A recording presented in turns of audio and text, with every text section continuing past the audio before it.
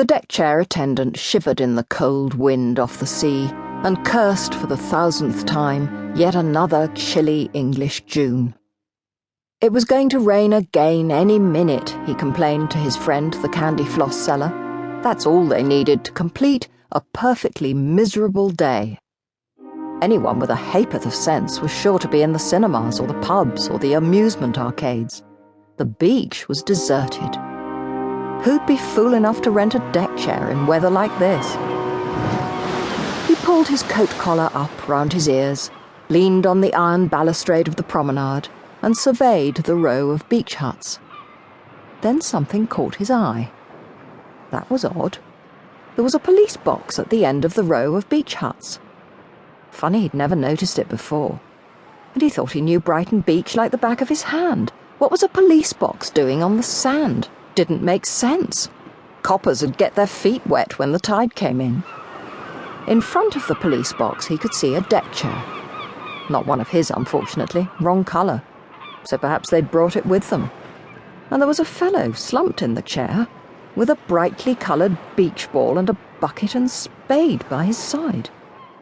He was wearing an overcoat, a large hat pulled over his eyes, and a long scarf wrapped round his neck.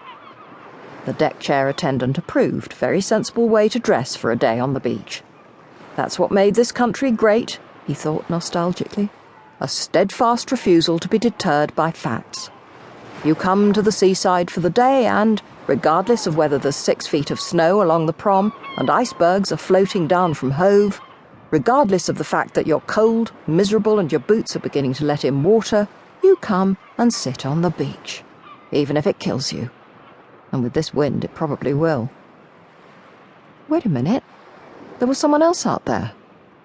A girl. And what looked like... No, it couldn't be.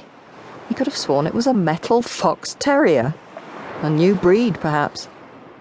Mind you, he said to his friend the candy floss seller, when you consider miniature dachshunds, I suppose anything's possible. The doctor was sulking, Romana decided. He couldn't possibly be asleep, not in this freezing wind. He'd got the coordinates of the TARDIS all wrong yet again, and just because she'd remarked on this, in a perfectly friendly manner, he'd gone into a huff.